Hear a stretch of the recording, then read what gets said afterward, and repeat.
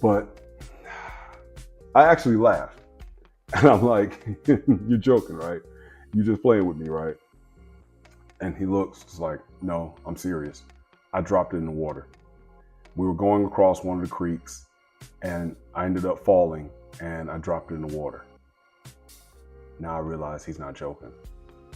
And so I chuckled a little bit and then he pulled it out and sure enough, there he was. The camera was wet. The camera had gotten wet. I understood. But when I told him if he borrowed it, he would have to replace it if anything went wrong. And I can't afford to lose my bread and butter. My bread and butter meaning that meant that had value to me. This wasn't a, hey, I don't care, go ahead and use it. It doesn't make any difference whether you break it or not. But this was our family camera. This was the camera that I was capturing all of the moments, especially being out here in the AZ, yo. I was capturing all the moments that I could of them growing up. So to lose that camera, the only thing above that would have been the house and the car. But other possessions, that camera was in the top 5 for sure. But my son was also working and he made a decision and I drew a line in the sand that I was certainly going to stand by my word and that if he broke my camera, he'd have to get me another one. So what did I do? No, look, I did not punch my son. That did not happen. Did not happen. I certainly feel that as a father, if you do have to go ahead and still put hands on your kids, especially when they're that age, you probably did something wrong previously that got you to that point. But that's another topic for another day. And I do have a blog post on that as well. But the main thing is this. I then said, all right, I'm about to go up. I'm about to order me another one right now. You just bought yourself a camera. Now, of course, my father made some comments like, well, you wrecked my car, but you didn't buy me another one. And, and I did. I wrecked my father's 86 Mustang GT. And it wasn't my fault. A woman came out in front of me and collided into me. She ran a stop sign like everybody does in the city that I live in.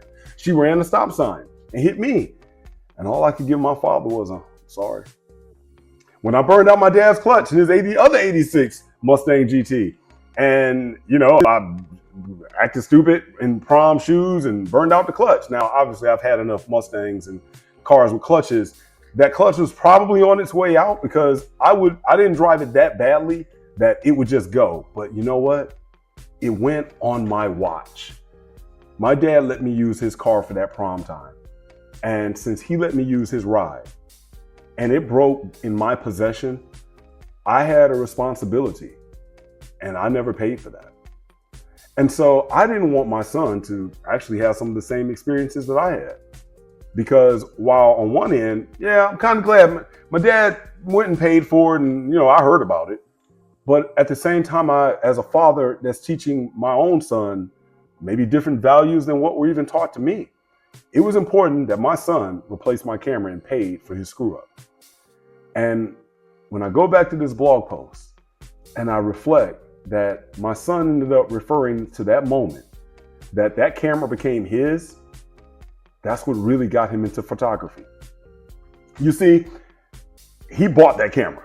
I went and ordered one, went on to that place that we won't name that had it to my house in a couple of days. And the next thing you know, I upgraded and got me another camera, got the newer version. And I told him, hey, you got it. Hey, if you can get it running, you got a pretty good camera. And he did. I think it took him like a few months to get that camera going again. And he got it going. He ended up putting it in a bag of rice, got all the little, dry things that we get into these little packages. He got all of those. And next thing you know, one day that camera fired up and it started working. And he then started taking photos and he learned how to use that camera. He became friends with a guy that he worked with who took the little, I guess we'll say, seeds that I planted with cameras in him, and he took it to a whole other level. And by that time, my son pretty much now was a full-blown professional photographer. And he started taking photos on the side, started making money, shooting models and the whole nine. And he went back to that day that was actually the best thing. Me making him basically buy that camera. What's the lesson in there for all of us? Number one, I have always been this way, especially after having an accident in my own dad's car. I tell my sons, don't ever let anyone borrow anything from you.